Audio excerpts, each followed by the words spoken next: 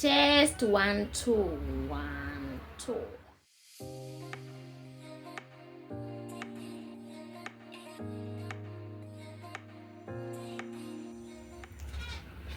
Hi guys, hi beautiful people. I know, najua nimewa lost guy. Sini life. And again, you'll have to pardon me with akikuishi in Nairobi sini kuishi Islando, as a matter of fact. It's not easy, but guys, miss. Oh, my god. Hebu kwanza, let's first take a moment to subscribe, because why not? Tumefika 300. I mean, what is 500? What is 500, my guys? Why don't you just share this story time and share to your friends and your family members? Wasikie ma story time zangu na venye zinabambanga. Yeah. Yes, umesubscribe? Ya kweli. Anyways, obviously leo ni story time. Na unajua when it's my story time zinakuanga juicy. We take a moment to sip whatever you have, tea, coffee, wine, take a shot, whatever it is. So yes, if you're a new member, welcome to Confidently Clueless. Welcome to my story times. These story times bamba. I know it wasn't a bamba, but honestly it's a tragedy that they happened to her. They happened to me. But you know what? I love telling stories, and I love people to learn from my experiences and my situations. So stay tuned, because hey hinayo moto. Yeah. So anyways, yeah, as the title says, I was dumped. Yes, she dumped me. And I know I was smiling, but let's take a moment of silence. Anyways, whether we got heartbroken or not, story time ni lazima.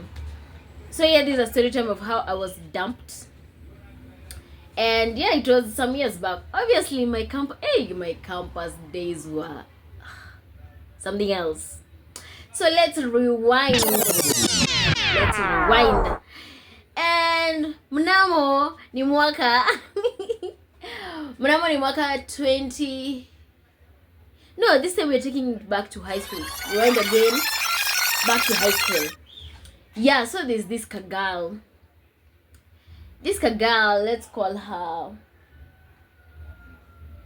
Sandals. So me and Sandals back in high school, we weren't friends per se, but alikuanga like, unaona venye shule watu hukaa in rows.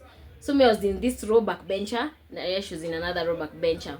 We had this nickname that we used to call each other. Tuko tunaitana Kuzo. If you know me, you know who Kuzo is. But yeah, for this context, let's call her Sandals. So me and Sandals we were okay friends, and we had a mutual friend. We were like a trio. Let's say that we were like a trio. We were a trio. So fast forward to Form 4, then me and Sandals tukakuwa invited. Tukaitwa wapi? Egerton. Sisi ndio hao. And I remember like during admission, like nilikam kujua, I think time admission, that I think to literally the same campus. I can't remember when I knew. So yeah, for me, my admission to campus was really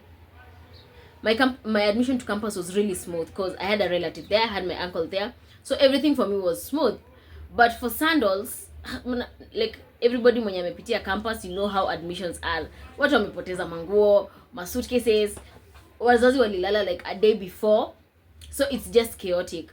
So by the time nilikuwa nafika jioni, Sandals wako wamepata room. She had all her belongings, and I think her mom had gone. Alikuwa ameacha kama amempatia like do ya hostel and everything, but hako amepata hostel. It was just chaotic. So I told Sandals, you can come chill at my room. Tuko tunaita kupirate. Unaweza kama upirate kwa room yangu, because me I'm going to my uncle's place to spend, I think, the weekend. I think it was on a Friday. To spend the weekend, then I'll be back on Monday. then I am sure by Monday we shall figure out like how you'll get a room.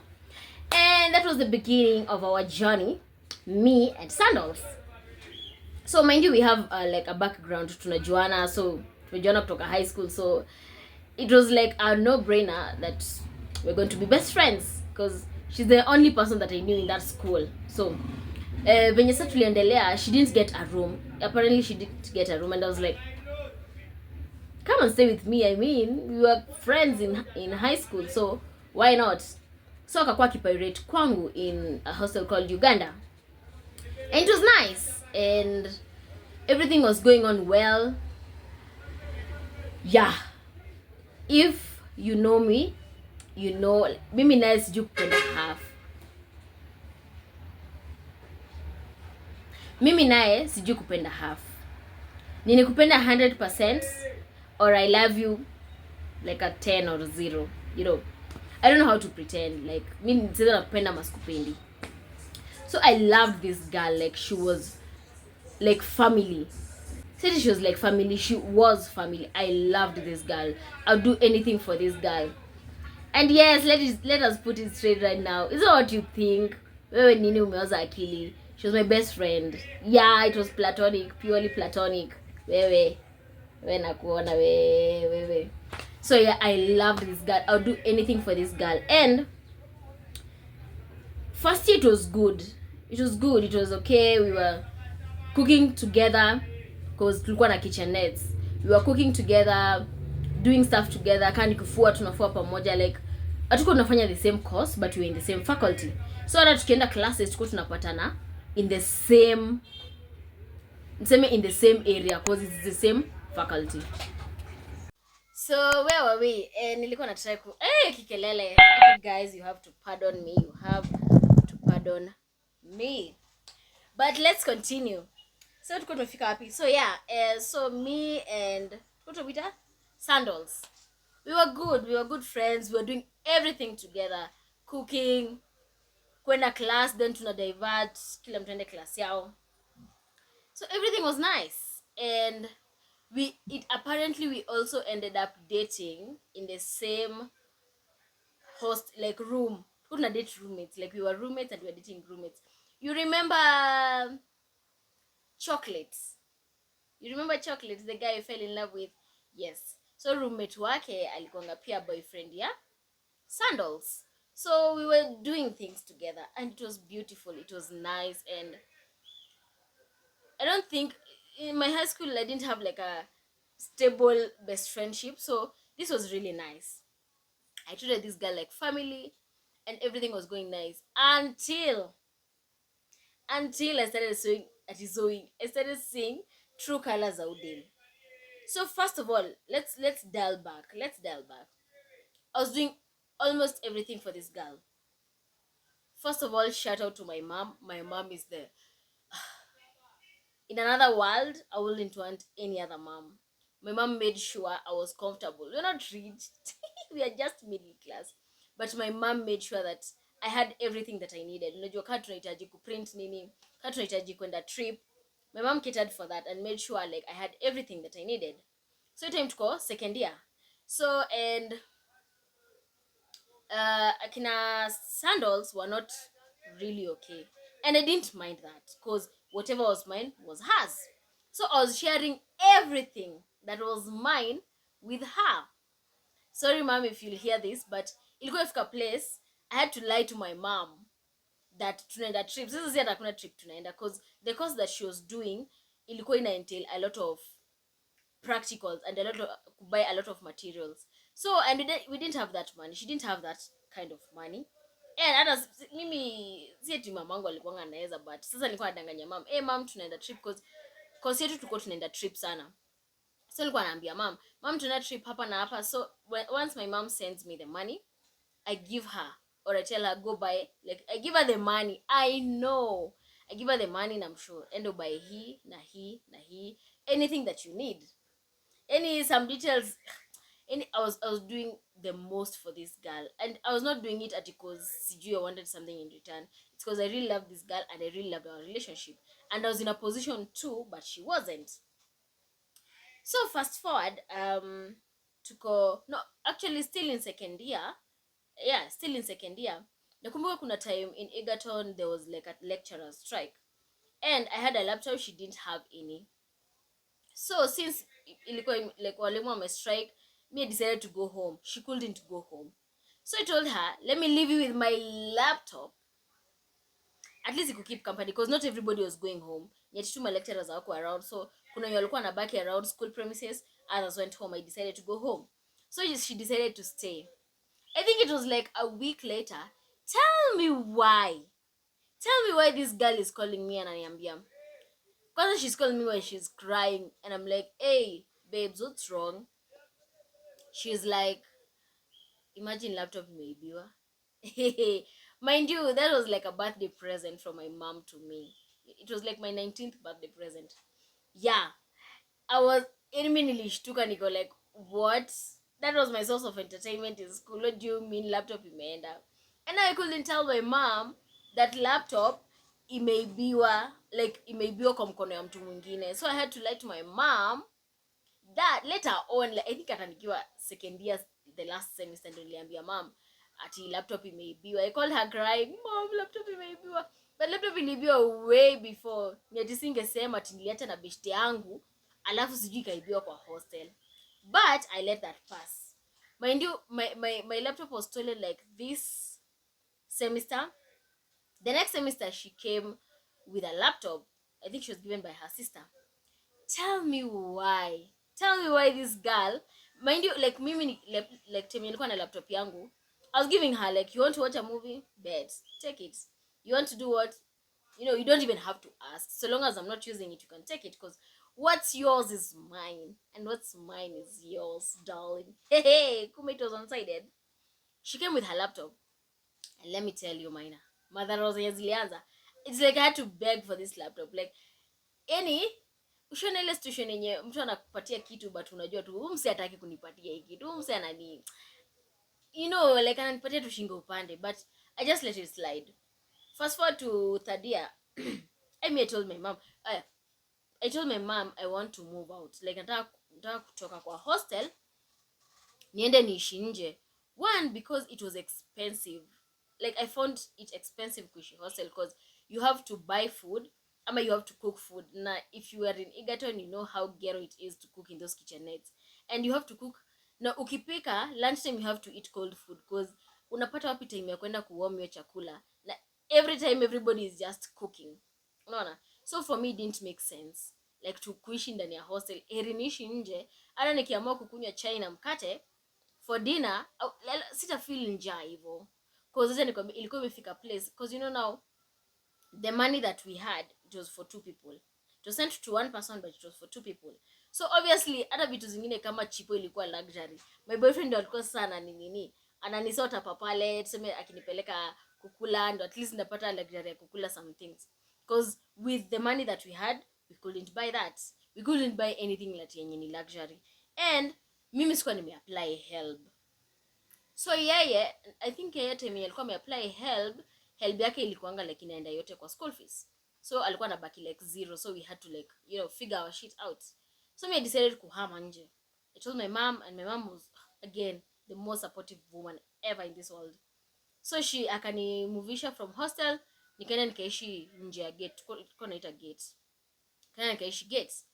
And it was nice, like it was finally comfortable, like a house was cozy and everything. Mimi kama best friend ya Sandals nikamshow nini, here are my keys, hizi funguo ni zako pia. Anytime you want to come to this house, you can come to this house. Anything you want from this house, you can take it, just inform me. I'm like, bet. Alikuwa na come, anything she doesn't have like in the hostel, either ni nitwaje toiletries ama anything that she needs, she could come and take from my house, and I didn't have any problem because she's my guy. Kumbe mimi naye nilikuanga tu punda. Kazi ni kupenda tu, because mind you, even like I remember there was a time we had like family gathering and we were so broke. Nilikuwa na say you time iko fuliza. Nilikuwa na kwa jahazi, like we didn't have anything, and we didn't know what we'll eat for breakfast, and sikuwa bado nimetumiwa do. But I knew my mom was coming to end family gathering, and it was on a weekend. So I told her, badala ya sisi kubaki hapa kuacha hapo kistaff, so we go with you to my my family gathering when we meet watu wetu, because like I've just been telling my mom, unibishti yangu sandal every time. We tukaenda, she met my family, like practically everybody now knew that she's my best friend and we stay together and everything. Hey, sasa after nimemove nje ndo nilianza kuona sasa true colors za udem.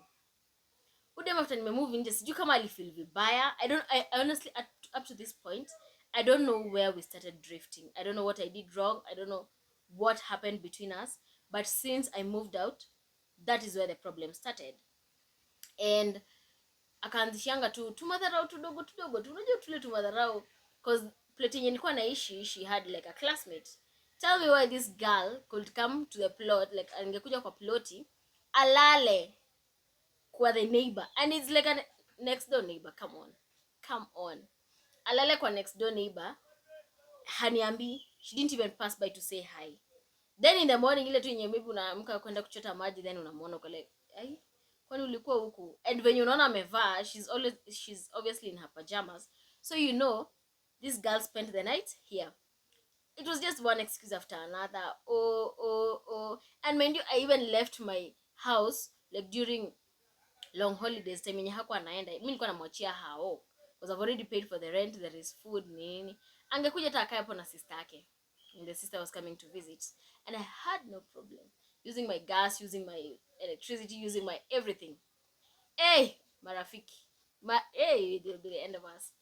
So madharau zikaanzishia, and people talk about relationship breakup, about relationship turmoils, unajua, but they don't talk about friendship. Yani beshako akikuhad, it's some kind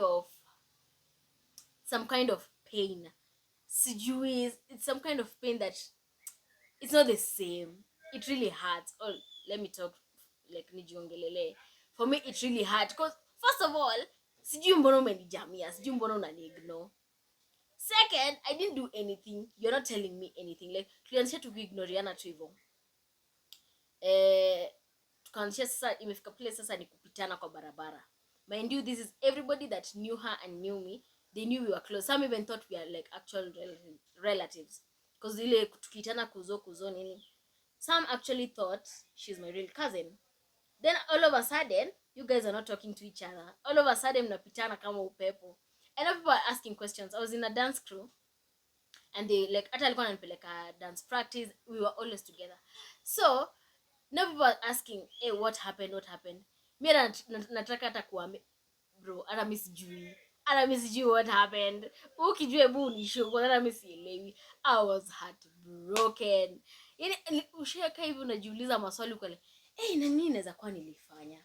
Yani mpaka na dial back niko like, okay, ama ni kumove out, nilimove out nikamkasirisha.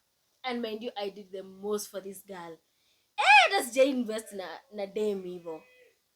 Ata boy, I've never invested in anybody like that, because like nilimchukulia kama wetu, a sister that I never had. So yeah, story kaendelea hivyo, tukaacha kuongea kabisa. Like ilifika place now we're like enemies. We don't talk to each other. Hata when she comes to the plot that I live in, tunapitana vibaya sana. And I think it was really hard for me, but I know Janet is not going to be happy with this, but she knows it. Around the same time is when now we started being close with Janet. She was a rebound, which is now 7 years later. Hi, Janet. But I think she's the one who helped me recover from sandals. And it was in ilikuwa place, my walls were so up that I didn't want to let anybody that close again. So even with Janet in second year, because mpaka wale tunajulizanga na tulikuwa my best friend lini, because in second year we were just okay, in third year we were just okay. I think in third year mwisho that is when we actually became best friends, because my walls were still up because of this girl. So fast forward, tumefika like tumemaliza shule, and by the time I was graduating, she didn't come because we didn't graduate at the same time. Yeah, there was some issues, so she didn't graduate. So later on, Minka graduate, she didn't come to my graduation. I don't know if she graduated around 2020. Yeah, and mind you remember we were a trio.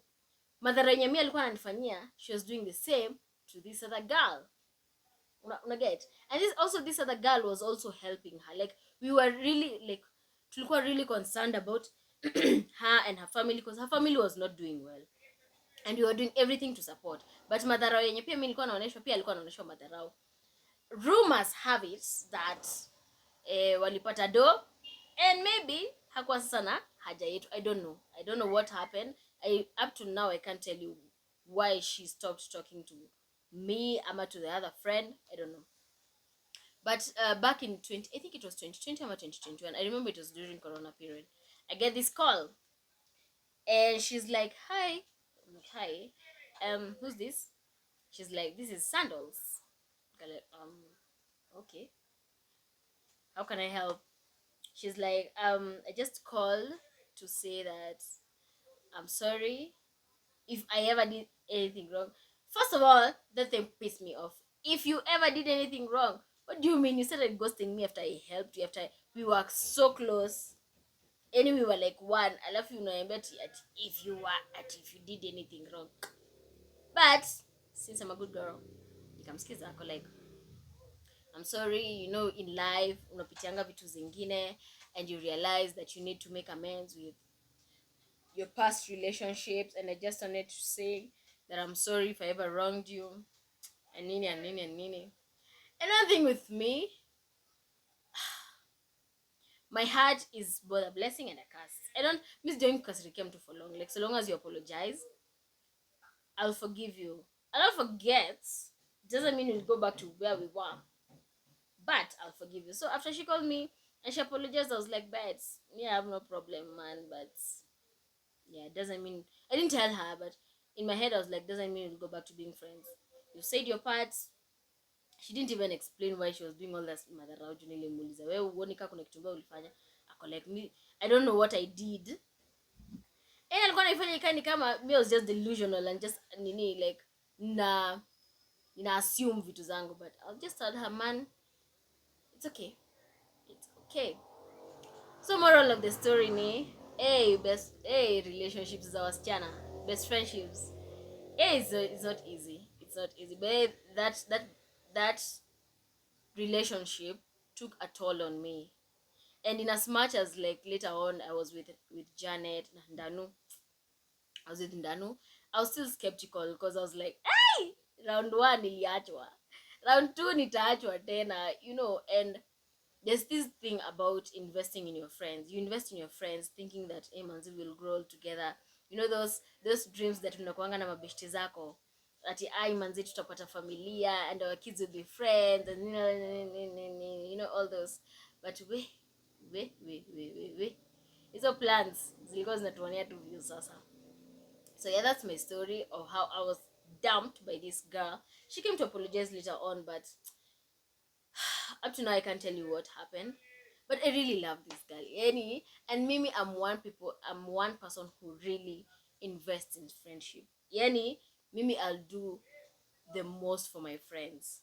Because my friends, like, growing up, friends have been there for me. I love, for me, a friend betraying me is like, it's very personal. I don't know how it is. It's very personal for me. And from then on nikakaa hivi nikijiangalia, alafu najua then I don't know how to break up with friends. That's another thing with me. I don't know how to break up with friends. So mtu akinibo, I'll just nitajitoa tu pole pole. Because one thing, anybody who has ever been my friend knows that I'm very good I'm very good at keeping friendships. Like, I would say I have a very good glue to keep friendships. I don't know how to make friends. I'm very socially awkward when it comes to making friends. But keeping friends, I know how to keep friends. And for some reason, najipatanga, all my friends are introverted. They're not extroverted like me. So obviously, like, if you're friends with an introvert, kuna some things that you have to bear with them. Like, they won't text you as much, call you as much, talk to you as often as you want to. But with time, we get to learn. Even with Ndanu, I had to unlearn some things, and I had to learn some things about having introverted friends, you see. So yeah, that's my story. At least leo tumechange inaitaje, tumechange mkondo kidogo. Najua mumezoea ni kitendo sana na hao maboy shout, eh? But yeah, this I just wanted to talk about this friendship of mine because it's something that has really ime impact life yangu, because I was even listening to some podcasts, yeah, Jules, I think it's called It's Related, I Promise, and they were talking about friendships that drain you. Unaget, friendships that drain you, and you don't haujuangi zikikudrain. Like in this friendship that I had with this girl, I was so committed to her, and doing things for her, and she was also doing things for me, don't get me wrong. She was also doing things for me, because at a time alikuwa napata help, because kuna time sasa alikuwa napata help, we were buying like shopping with her money, but sasa shida ilikuwa inakuja ile ya help. Obviously kuna pesa yenye tabaki yako, si ndio, after school fees imetolewa, but alikuwa na mini like anatoa breadcrumbs za the money, like ana make sure kama tunahitaji mkate atenda anunue mkate specifically, like there won't be money for extra, like kitu kama credo. Yani alikuwa anafinyilia pesa yake, and when it came to me, mimi sikuwa nafinyilia pesa yangu. Mimi pesa yenye nilikuwa natumiwa na mami yote nilikuwa nawaambia nimetumiwa hii, we release it to do this and this and this. But when it comes to her, yeye alikuwa anapanga like venye kama anasema anatoa punch, mind you, si ati I was asking ati wewe uko na ngapi kwa help ama nini, but I knew she had money. But angeenda I withdraw kadogo kadogo. Yani that, I think that is only even one of the main reasons why nilitaka kuhamia nje, because I was like, man, hata kubuy juice ya 30 bob ilikuwa luxury. I had to wait for my boyfriend to come and buy for me, because pesa yenye tuko nayo tuweze enda kununua timasmocha na juice na chipo na anything yenye nataka kukula. So yeah, let's go back. We were talking about friendships that drain you. In the long run, nilikam kurealize this friendship was draining me, because it's like it was one-sided. It's like mimi nilikuwa napenda udem wholeheartedly, whether she has, whether she doesn't have. But in the long run, nilikam kufeel ni kama udem alikuwa na mimi because of what I could give, for the convenience, you know, like ningeweza kusaidia hapa na pale nini. So cause nilikam kurealize ilifika place she didn't need me, and it's after nimesikia story that they got some money at home, so she didn't need me. So ilikuwa inani drain, but I didn't realize. Uko mwisho ndo nikakam realize, niko like, hey. So in this podcast they were talking about this kind of friendships that drain you and you don't realize them. Ni kama they were equating it to like this apps zenye zinakuanga kwa simu zenye zinakula moto, but I realize zinakula moto until simu ikwambie, ama unasikia like simu imekuwa moto, then uko like hii app inakumalizia moto, so you need to like unafaa uifanye ilale, ama you need to uninstall, ama if you're not using it, you know. It's the same thing. You might be in a friendship that you feel it's draining you. Inakudrain. Maybe at first uko una realize, but inakudrain. Like when you hang out with them, una feel, hey, hii ni kama jukumu. Like when hanging out with your friend, it's not fun anymore. It's like it's an obligation. You're supposed to hang out with this person, and when you finish hanging out with them, you're so tired. Mpaka unajiuliza mbona nili hang out na it's so draining. And with time nimekam kurealize sometimes friendships ziko na seasons. I can tell you for a fact there's some friends that we are really close in campus, but right now we don't talk. It's not that tulikosana or anything, but inafikanga tu place in just different seasons and you're doing different things, so you can't be friends anymore. Maybe later in life mnaweza mrudi kuwa mabeshte, but at that point in time it's okay to let someone go. It's okay to let a friend go if it's not working. It's okay to accept that season yangu na ubeshte yangu imeisha. It's okay to accept that this friendship is draining me and I need to focus on myself, you know. So yes, that is my story.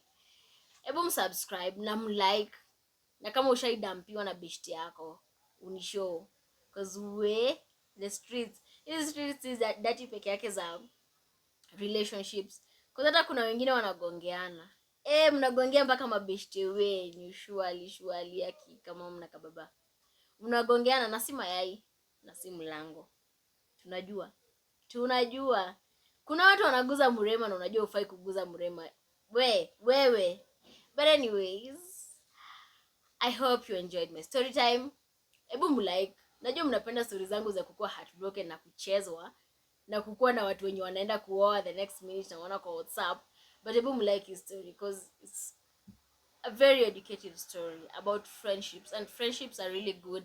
As you grow up, your friends make you. Unajua, friends are part of your life. Friends are part of people who make your adulthood fun and interesting.